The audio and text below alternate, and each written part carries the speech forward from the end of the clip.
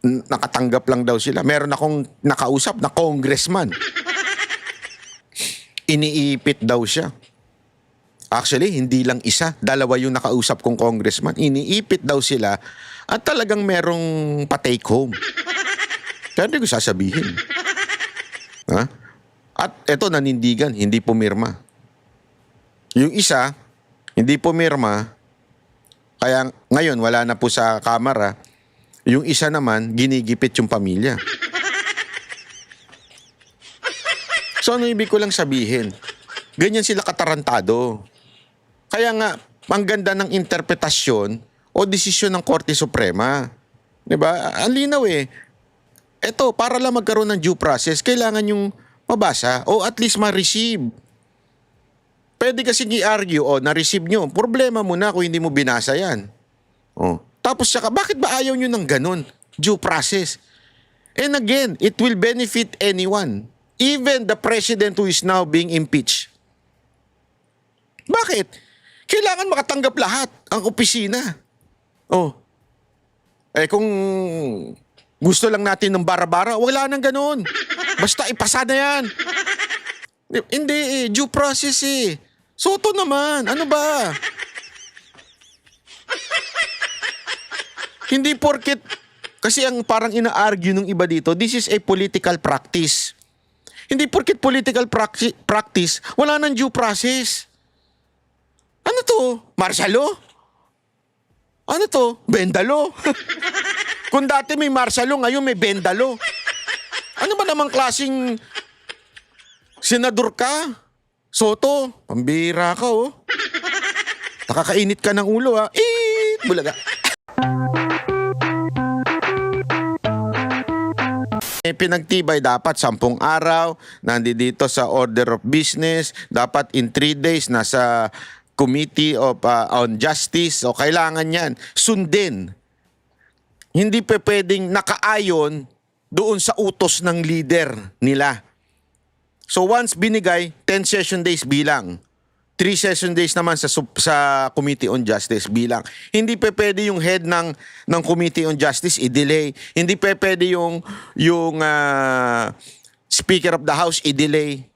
Kailangan yan i-ano kaagad. Hindi pa pwedeng mamili.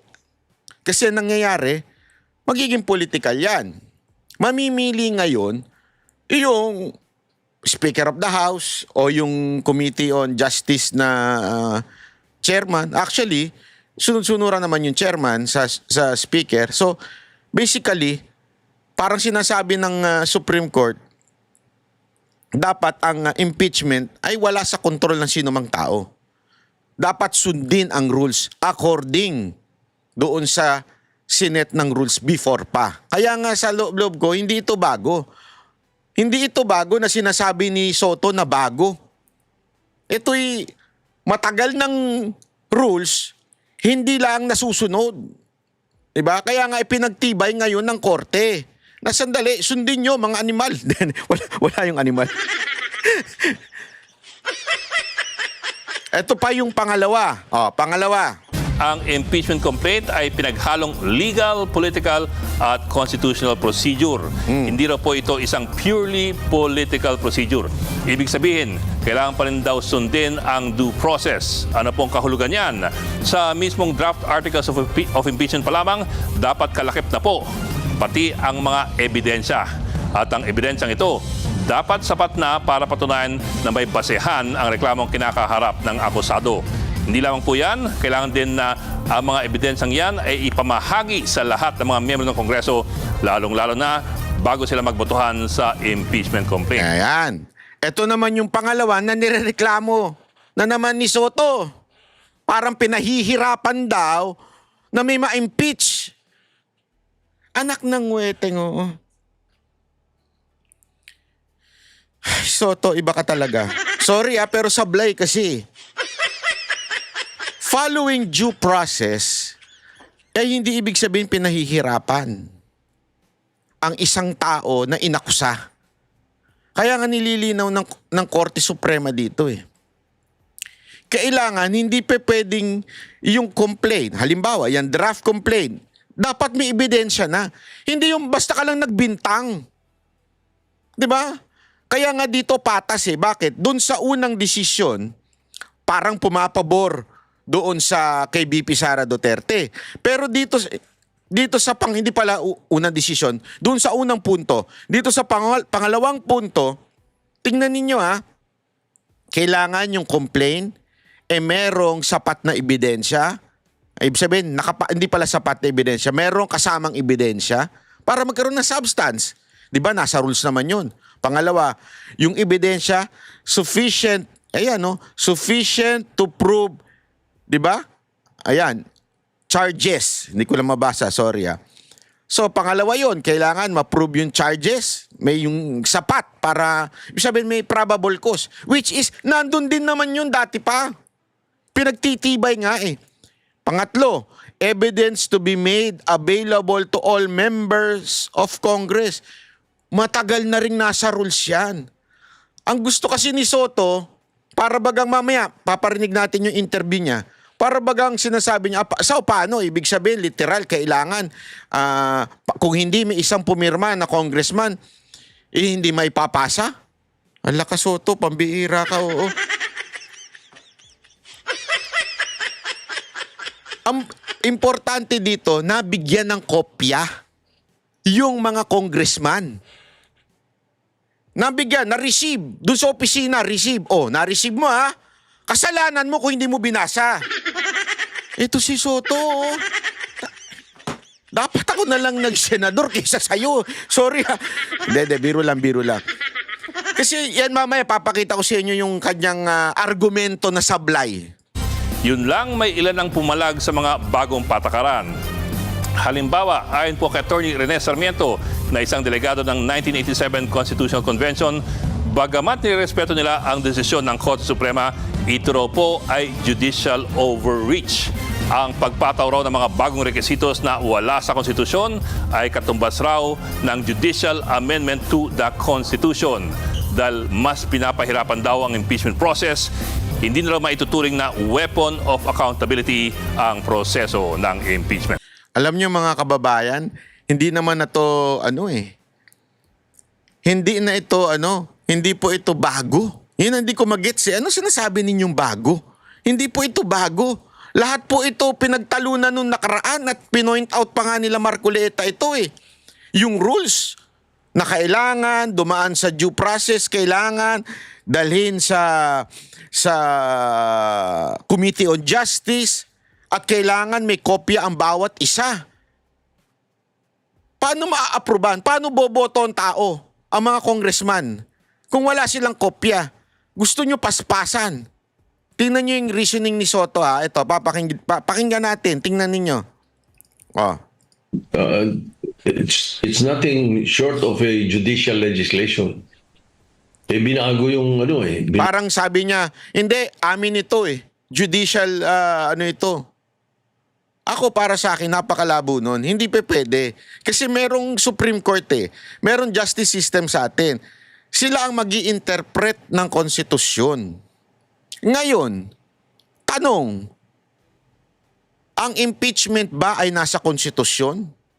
Di ba? Oo. So dapat sila magsasabi.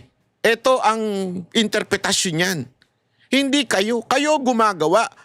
Kasi para baga sinasabi ni Soto dito, parang gumawa ng bagong rules itong Supreme Court. Hindi luma na ito. Kaya nga kung titignan ninyo yung decision ng Supreme Court, na andun naman yung mga article na pinagbasihan ng kanilang desisyon. Di ba? Tuloy. Inamend ang konstitusyon sa pananaw ko. Okay, let me place this on record muna. So far, as of last night, I've seen snippets of the decision. I have not read it fully, but hinanap mo kagad yung mga punto na dating pinag-uusapan natin kasi. So yung mga sabi ko snippets so far. Apparently, they did not directly correct in this decision some of the errors or the factual errors in the past decision. Hindi nila binanggit dito or hindi nila kinorek. So it stands therefore yung mga factual errors na yun. And then, yun nga, binago Binago nila yung, parang nilang binago yung mode ng pag-i-impeach. Mas mahirap, humirap na ngayon. Dati nga madali sapagkat yan talaga nilagay sa konstitusyon niya ng mga gumawa ng konstitusyon, lalo na yung option 3 na sinatawag nilang option 2 na 1/3 signatures lang, forward na kagad. Hindi ba dati nga prayer lang, finorward na di ba? Sapagkat meron ng 1/3 na nakapirme. Because kaya nilagay yan para sa isang opisyal, impeachable officer na hindi ginagawa ang trabaho niya o merong maling ginagawa sa trabaho niya o nakakaperwisyo sa bansa, nakakaperwisyo sa ginagawa niya para sa tao, ay pwede. Ganito pa rin kaya ang tono ni Soto kung kay BBM na? Kasi para sinasabi niya, gina-justify niya yung dating mabilisang impeachment ni, I think it was ERAP at that time yung mabilis na impeachment na sa tingin ng Supreme Court at this moment, kasi ito babasahin ko sa inyo, ito yung sinabi ng Supreme Court. Una, no impeachment proceeding shall be initiated against the same official more than twice and within a period of 1 year. So, nililinaw yun. Diba? Isang beses ka lang pwedeng ireklamo sa impeachment kada taon. Bawal lang paulit-ulit. Matagal na yan. Pangalawa, nagsisimula ang kahit hindi pa na-refer, basta na-file na at hindi ginalaw ng tamang oras, pwede na rin ituring na nagsimula na. Kasi ang problema dito, bakit ganon? Kasi nga ang nangyayari, pinipending. Katulad ng ginawa nito nakaraan, di ba? So, merong pinanggalingan nito, yung 1987 Constitution, no impeachment proceeding shall be initiated. Hindi nito sinasabi kung kailan eksaktong nagsisimula, kaya nagkaroon ng interpretasyon. So, ininterpret ngayon ng Supreme Court dahil sila po ang nag-i-interpret. Bakit nila ginawa yon? May jurisprudence. Okay? Pinakikilala yung Francisco versus House of Representatives. Doon, unang nilinaw na ang initiation ay nangyayari kapag na-refer sa House Justice Committee and Verified Complaint. Sa mga sumunod na desisyon at interpretasyon, pinalawak ang konsepto na kahit hindi agad na-refer, basta na-file at hindi inaksyonan ng naaayon, maaari pa rin ituring na initiated para umandar ang 1-year ban. Ibig sabihin, Korte Suprema ang nag-define ng initiation, hindi ang mismong konstitusyon. Kasi again, wala po ito sa konstitusyon. So, ano ibig sabihin? Alam nyo, sa batas daw kasi, na pinaliwanag sa akin ito, na hindi pa pwedeng mag-imbento ang kung sino man at mag-interpret nito kung wala sa konstitusyon. At ang maaari lamang po mag-interpret nito ay walang iba kung hindi ang Korte Suprema. Napaka-importante nun. Kaya nga, sinasabi dito, yung initiation, nagsisimula basta natanggap na. Kasi nga, paano nga naman kung, okay, natanggap pero hindi i-refer? Diba? So, kaya nga meron ding merong yung sinasabing 10 session days and 3 session days. Sabi nga, napakaano kasi, ito ang konstitusyon nagsasabing isang impeachment lang kada taon. Ang Supreme Court, sila ang nagpapaliwanag kung kailan nagsisimula ang impeachment. Ang House Rule, sila ang naglagay ng bilang ng araw kung kailan dapat kumilos ang Kongreso. Kaya nga, mga kababayan, kung magkakaroon ng problema dito, sino ba ang tatakbuhan natin sa interpretasyon ng batas at konstitusyon? Walang iba kung hindi Korte Suprema. Sila po. Hindi si Soto. Nauna sa lahat, di nga abogado. Diba? Hindi ho pwedeng Kaya nga, sinusunod lang at sinasabi lang ng Korte Suprema yung 10 days at 3 days na mismong House Rules ang nagsabi. Bakit kayo nagre-reklamo? Diba? Madaling alisin. Hindi pwede magtagal. Kaya nilagay yun doon eh. Ito gustong-gustong alisin. Kailangan daw, kaya daw dapat pwede yung hindi kaagad mabasa ng mga congressman, para daw mabilisan. Di ba? Kaya noon basta nag-rule lang yung 1/3, tapos na. Kaya naalala nyo yung pagtayo ni Villar noon, tapos biglang, lahat na. Ang gulo-gulo. Hindi dumaan sa tamang proseso. Bakit natin pahihirapin ngayon? Katulad ng ginawa ngayon at humihirap na. Talagang, kaya sabi ko, forgive me, but I think impeachment now is an impossible dream. Yan ang mahirap dito talaga pagka showbiz Talagang impossible dream. Marami nagkakapatayan dyan sa impossible dream. Hindi pala. Iba palang kanta yun.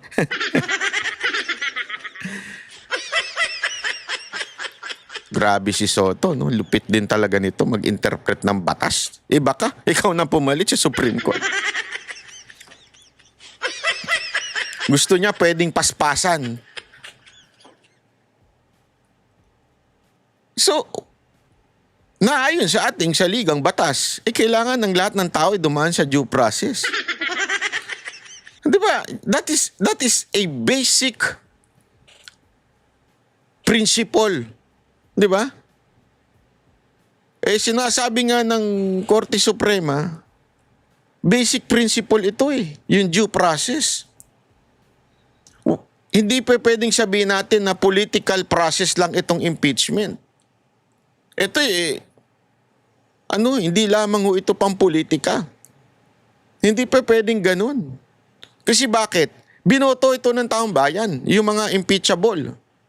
Not all, but kasi impeachable din ng yung Korte Suprema. Di ba? So ibig lang sabihin nito, ayaw mo ng due process kasi pinatatagal. Aba? Pakibura na sa konstitusyon natin 'yan. Ikulong na natin lahat ng pinaghihinalaan nating kriminal. Basta hindi mo kursunada, kalaban mo sa politika, di ipa-impeach na kagad natin. Huwag na natin padaanin sa due process. Anong klaseng? Gumawa pa tayo ng batas. Parang hindi ito mambabatas Gumawa pa tayo ng batas kung hindi rin naman natin padadaanin sa due process. Anong klaseng, sorry pero parang masyado namang wala ata sa hulog itong binibitawan ni Soto. Ewan ko parang That's one, no? Yeah, so sabi ko nga, mga snippets pa lang yung nakita ko. Number two, na gusto kong bigyan ng ng linaw, my position and my comments have nothing to do with personalities. No. It has nothing to do with Vice President Sara. It is the principle. It is the principle of ang legislation ay sa Congress. Hindi sa Supreme Court. Oo. Gusto natin baguhin ang Constitution, let's use a Constitutional Convention or a Constituent Assembly. Hindi a Supreme Court decision. Parang hindi naman ata binago. Ininterpret lang yung salita doon sa bang article yun? Article chotomate. Sa Article 11 Section 3. Nandun naman yung nakasulat po yun Ang linaw-linaw po no? So, tapos ayon din mismo sa batas na ginawa o sa rules na ginawa ng House, kailangan 10 araw i-refer o i-initiate, Ito, para eksakto. Kailangan 10 araw mailagay sa order of business. At ang nakalagay doon, 'di ba? Immediate. Ilang araw din dapat i-refer sa Justice Committee? 3 araw. Ang sinasabi lang ng Supreme Court, kung ganon, dapat sundin. Sundin yung 10 araw. Hindi yung itetenga ninyo, aantayin ninyo, nang pumasok pa yung ibang mga impeachment, tapos tsaka nyo lang ipapasa para doon magsisimula yung 10 araw. Hindi pa pwedeng ganun yun. Kasi mangyayari nun, sino nagdidesisyon? House Speaker. Yun nga yung iniiwasan yung ang House Speaker ang magdesisyon kasi supposedly taong bayan na nagpapa-impeach. So dapat sundin yung taong bayan. Hindi yung ganitong parabagang hindi, kung anong desisyon ng siya mamimili. Ganun na nangyari. Ang personalidad dito whether it's the impeachment of the filed impeachment for President Marcos or Vice President Duterte, it's nothing to do with that. Even if somebody files an impeachment to any of the members of the Supreme Court, walang kinalaman yung aking punto dito. Hindi na magagamit eh. Ang hirap na eh. Tingnan niyo yung isang napansin ko. Noong una, di ba, parang tinanggal nila talaga yung option 3. Ngayon na sinasabi, kailangan pirmado lahat at binasa at alam ng mga at nabasa at naintindihan ng mga congressman ang kanilang articles of impeachment. Alam naman natin na pagka ganun, isa lang ang magsabi na hindi, ayokong basahin eh. Wala akong panahon bumasa. Hindi ako pumapasok eh.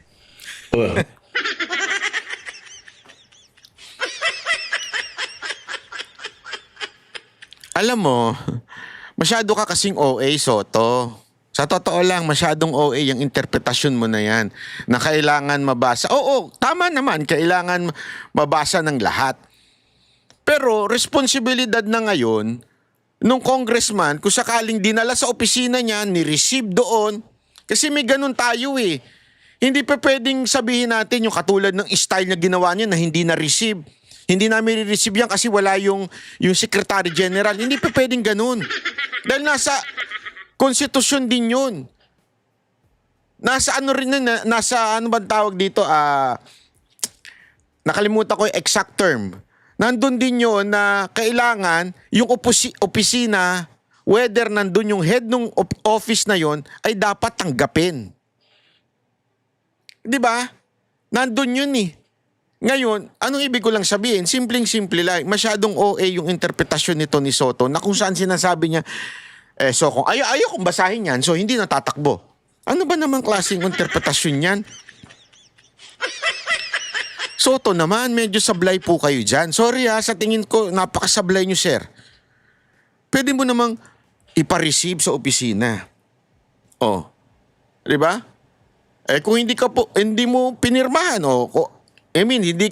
sasabihin mo hindi ka sandali, may receive may receive. No. Problema na ng congressman 'yon. 'Di ba? Pagka halimbawa botohan, ito sigurado ako alam niyo 'yan. Hindi porket hindi pumunta yung tao, ibig sabihin, muna siya, wala siyang boto. O sabihin na nating abstain, pero boto pa rin 'yun, 'di ba? Boto pa rin masasabi mo yung abstain. Kahit absent ka. Hindi pa pwedeng dahilan yun. Hindi, antayin nyo muna ako Antayin nyo muna akong bumoto bago mag-proceed yan. Soto naman, ang tagal mo na dyan.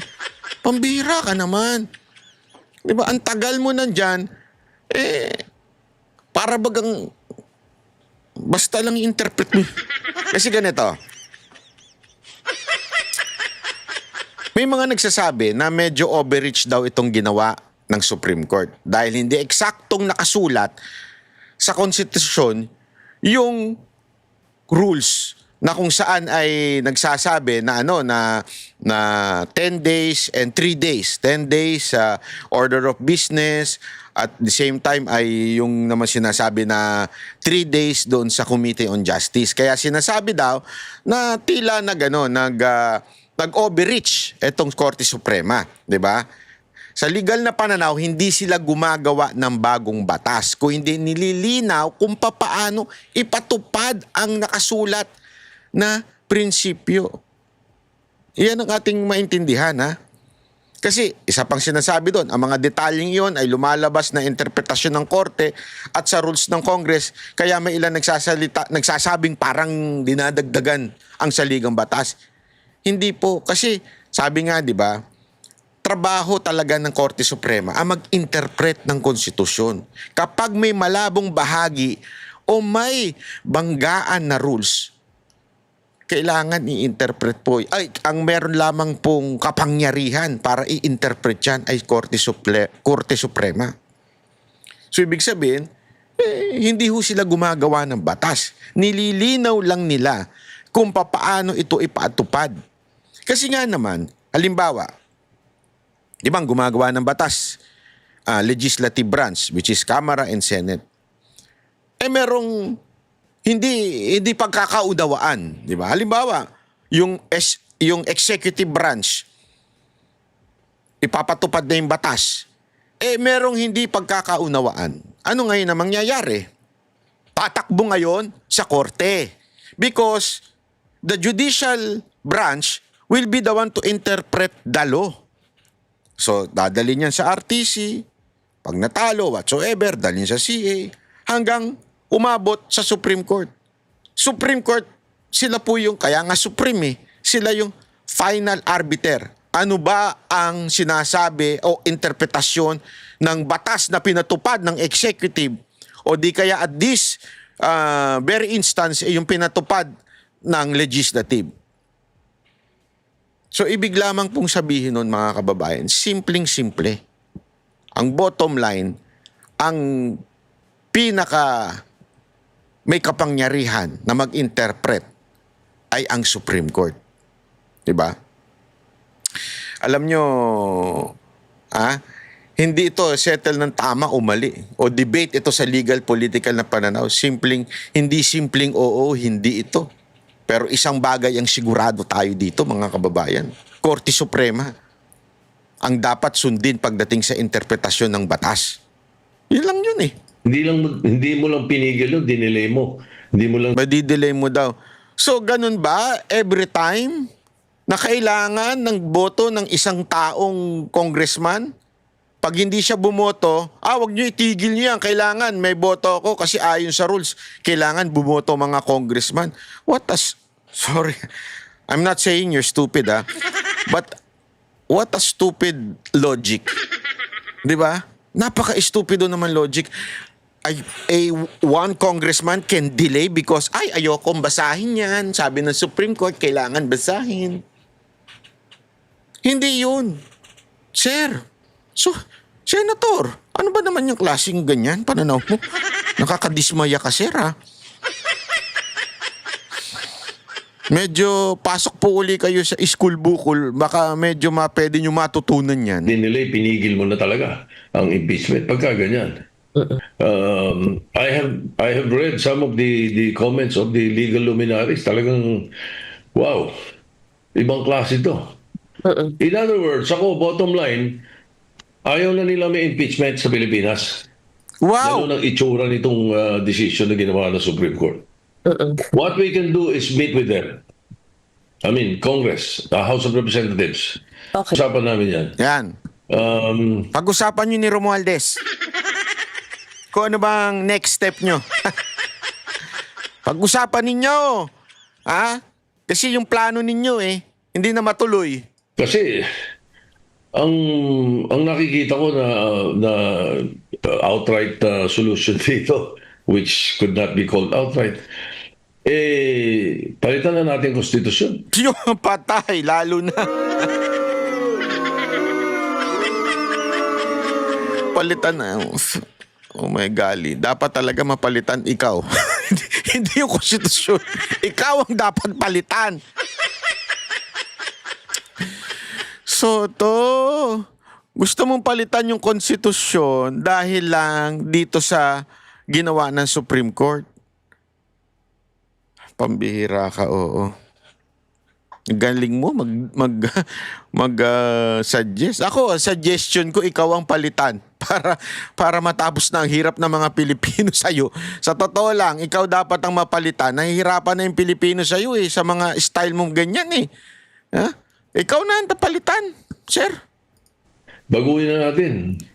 Pagka ganyan, pagkatapos, marahil yung Constituent Assembly makakagalaw dyan or maghihintay tayo, decades. Bakit? Kailangan ma-retire na muna itong mga Supreme Court Justices na to para magbago kaisipan. Kasi unanimous, wala man lang dissenting opinion. Wala. Hindi ka man lang nagtaka. Hindi ka man lang nagtaka. Walang dissenting opinion. Huwag mo sabihin mga Duterte supporter itong mga Supreme Court Justices, Alam natin, merong mga hindi dyan in-appoint ni Pangulong Duterte. Meron nga dyan yung talagang nakakalaban pa eh. Pagdating sa mga opinion eh. Di ba? Oh. Bakit silang lahat pare-pareho ng desisyon? Unanimous ito. Tapos ikaw, sabihin mo, dapat mapalitan na silang lahat, decades daw.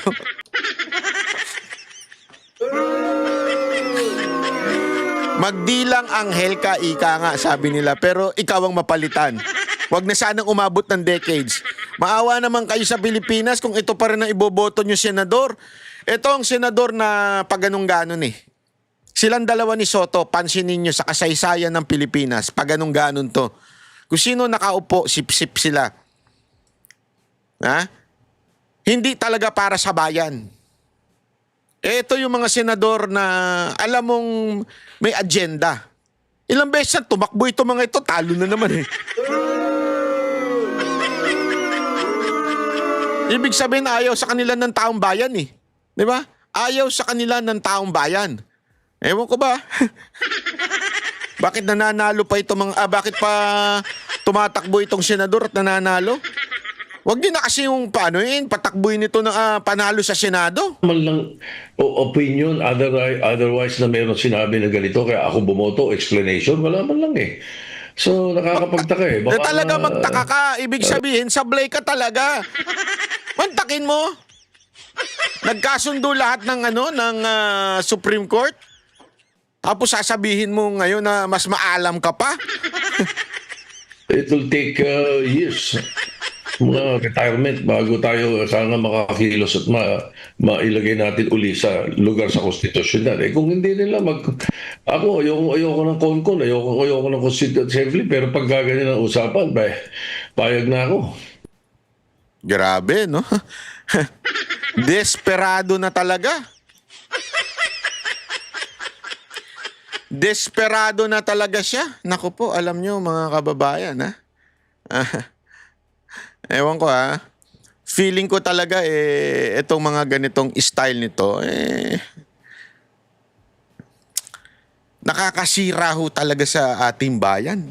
Hindi ho kasi parang dahil lang sa gusto nyo talagang mawala si BP Sara Duterte, kailangan na nating baguhin ng konstitusyon. Ano to? Bendalo? Meron palang bagong membro ang Bendalo eh. Ha? May bagong membro ang Bendalo. At yan po ay si Senate President Soto. Ay nako, alam nyo mga kababayan, tayo ay mag-isip-isip kung tama pa ba yung mga ganitong klaseng mga politiko ang nasa ating bayan. Kasi napaka-importante na magbigay ng magandang statement itong si Soto kasi Senate President siya. Ayaw natin ng constitutional crisis among branches of government. And it is very clear that the Supreme Court is the one interpreting the law. As a matter of fact, when they decide, di ba, pinag-aaralan niya ng lahat ng abogado. Yung jurisprudence, ginagamit yan bilang pangbanat o panghirit sa Korte Supreme, sa Korte. Bakit? Sasabihin nila, the decision between Banatbay and blah blah blah. The decision of the Supreme Court Banatbay, ganyan-ganyan. O, ito sinabi noon. Kaya ito dapat ang maipatupad ngayon. Ginagamit yan. Ibig sabihin, pag decision ng Supreme Court, batas yan. Yan ang interpretasyon ng batas. Alam mo, hindi ako abogado pero naituro naman sa akin yan. Hindi ko maintindihan ba't di naituro kay Soto yan na senador. Mantakin mo, batas ang mag-i-interpret siya.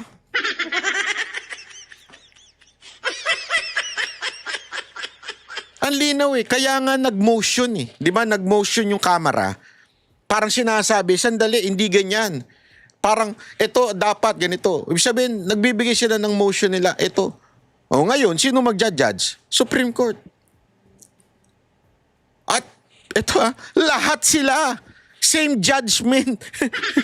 Tangina. Kaya nga judge Kakarindi.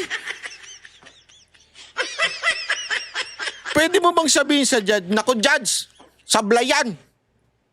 Oo, pwede mo ilagay sa puso mo yan. Pwede mong parang ganun. Pero tandaan mo, lahat yan binase doon sa ebidensya o mga sirkumstansya na kung saan, isipin mo to these are Supreme Court justices. 15 sila, pare-pareho sila ng pag-iisip. Pare-pareho sila, tama ang sinasabi. Pare-pareho silang eto ang dapat sundin. Tapos may isang galing sa school bukol magsasabing, wala talaga. Kaya nga ng isang dekada para mapalitan lahat yan. Para bagang mali lahat ang desisyon nila. Katawa-tawa ka talaga, Soto. Ay nako, katawa-tawa ka. Hindi, sorry pero katawa-tawa talaga. Diba? Ay nako. Hindi ko talaga malubos maisip tong mga hirit ni Soto. Alam nyo, ladies and gentlemen, bantayan natin ito dahil talagang paulit-ulit ko sinasabi sa inyo na hindi talaga sila titigil hanggang hindi po nila natatanggal sa posisyon si VP Sara Duterte. Hindi po talaga sila titigil hanggang hindi nila nadidisqualify tumakbo sa 2028 si VP Sara Duterte. Sigurado ko, our nation is being controlled by the left and by these liberals. Kawawa talaga itong bayan natin kung ganitong klaseng mga senador ang mananatili dyan. Kasi dapat yan ang sagot dapat yan, we have a different opinion, but since it's the Supreme Court, we respect the Supreme Court. Ganun lang Kaya lang para ka ikaw ay magsabi na ganito. Hindi tama Kung ordinaryong Pilipino ka at magsalita ka ng ganyan bilang opinion mo, yan, freedom of speech yan. Walang problema dyan. Diba? Kalayaan mo yan. Kaya lang hindi maganda para sa isang Senate President ang magsalita ng ganyan. Kasi para bagang bit-bit mo yung buong institusyon nyo. Kasi Senate President ka Kaya nga dapat maingat ka Diba? Alam mo, dyan ko sa bagay na yan nagustuhan si Chis Escudero noon. Napakaingat magsalita.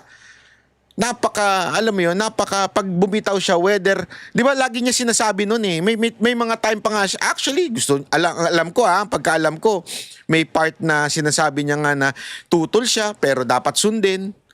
Kasi yan ang sabi ng Korte Suprema. May mga ganun May mga ganung statement si Chis Escudero. Sabi ko nga, this person is a very gentleman. Hindi man tugma sa aking pananaw o opinion ko. Sa tingin ko may mga nakaraan siyang desisyon na hindi ko gusto. Pero gayunpaman, pag nagsalita siya, maingat siya pagdating sa mga desisyon ng Korte Suprema. Pero si Soto, akala mo Diyos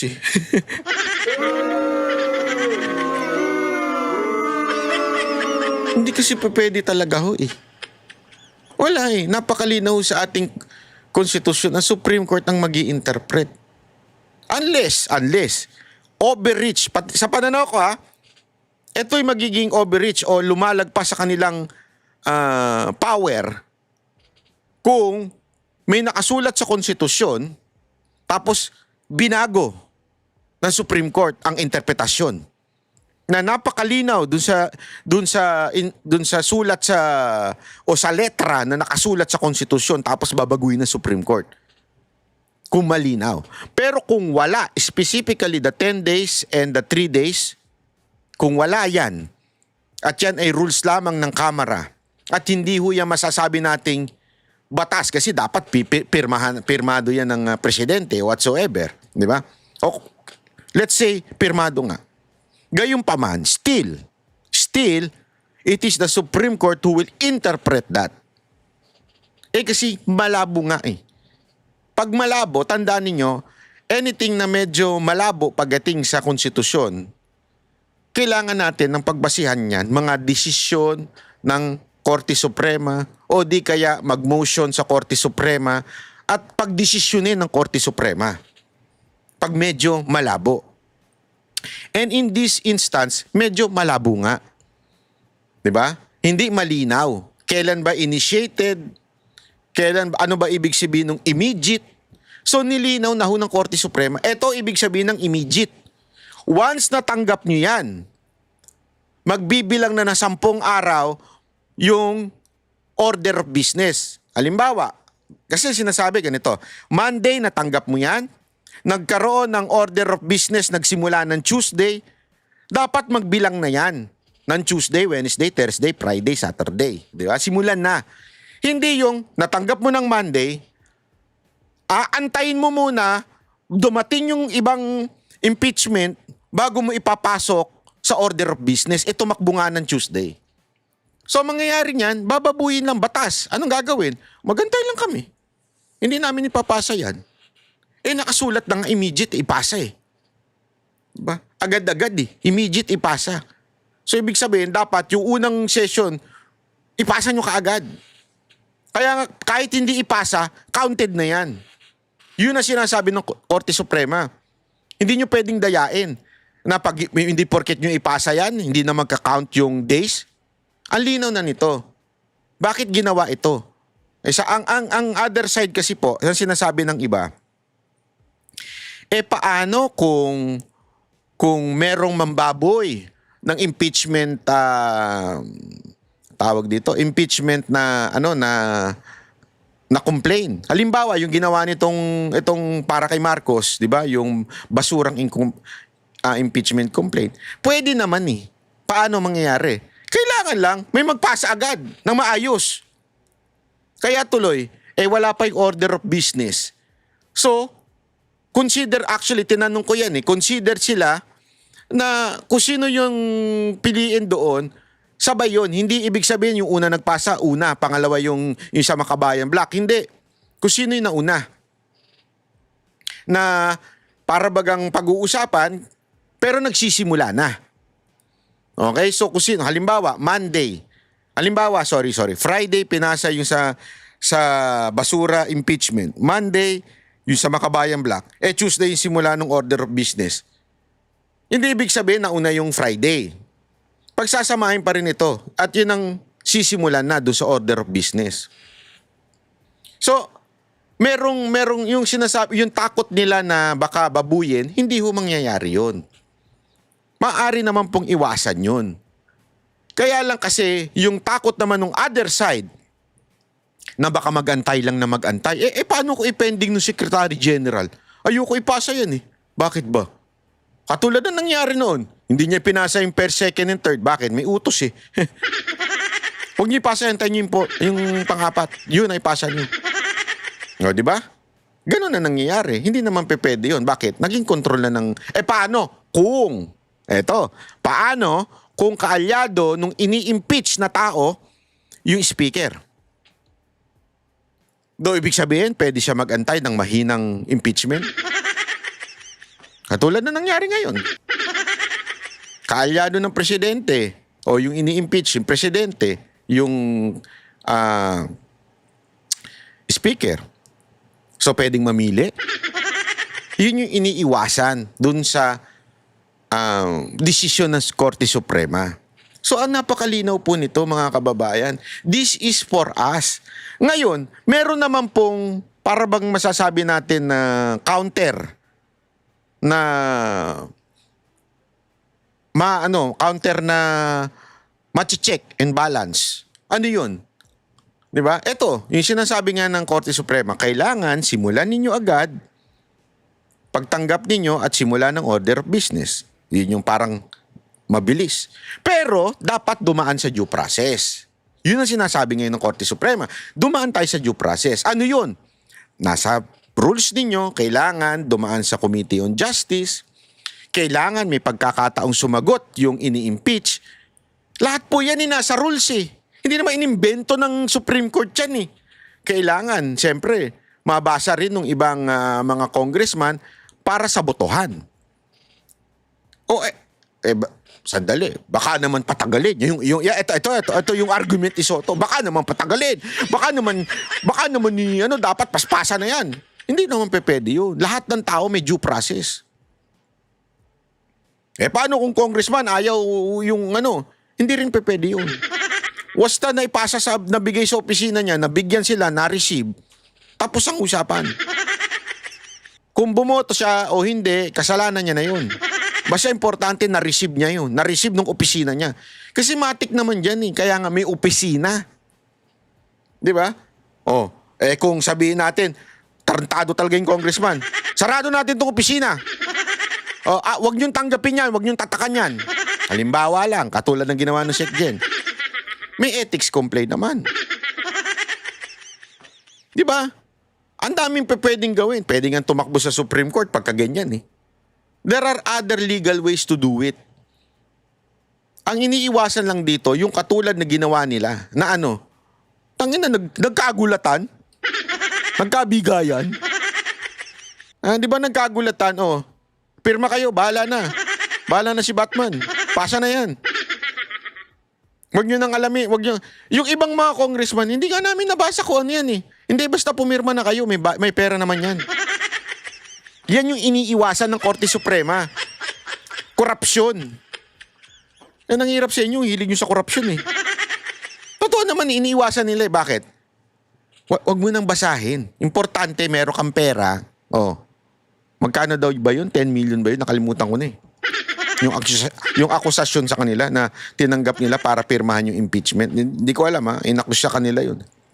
Pero kung possibility, mukhang posible. Kasi marami nagsabi, di naman dumaan sa opisina nila yung impeachment complaint ni VP Sara Duterte. Basta nakatanggap lang daw sila. Meron akong nakausap na congressman. Iniipit daw siya. Actually, hindi lang isa. Dalawa yung nakausap kong congressman. Iniipit daw sila at talagang merong pa-take home. Kaya hindi ko sasabihin. At eto, nanindigan, hindi pumirma. Yung isa, hindi pumirma, kaya ngayon wala na po sa kamera. Yung isa naman, ginigipit yung pamilya. So ano ibig ko lang sabihin? Ganyan sila katarantado. Kaya nga, ang ganda ng interpretasyon o desisyon ng Korte Suprema. Diba? Ang linaw Eto, para lang magkaroon ng due process, kailangan yung mabasa o at least ma-receive. Pwede kasi i-argue, na-receive nyo. Problema mo na kung hindi mo binasa yan. Tapos saka, bakit ba ayaw nyo ng ganun? Due process. And again, it will benefit anyone. Even the president who is now being impeached. Bakit? Kailangan makatanggap lahat ang opisina. Kung gusto lang natin ng bara-bara, wala nang ganun. Basta ipasa na yan. Hindi due process Soto naman, ano ba?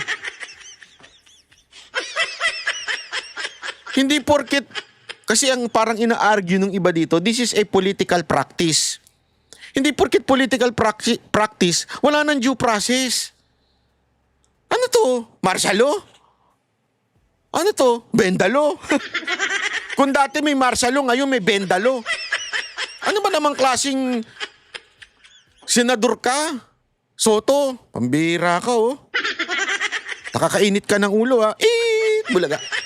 Nakakabulaga ka talaga. Sabi niya, wow! Ikaw nakakabulaga ka. Yung klase ng thinking mo nakakabulaga. Ang lupit mo. Brad, ang lupit niyo, sir. Walang biro. Nakaka-distract ka ng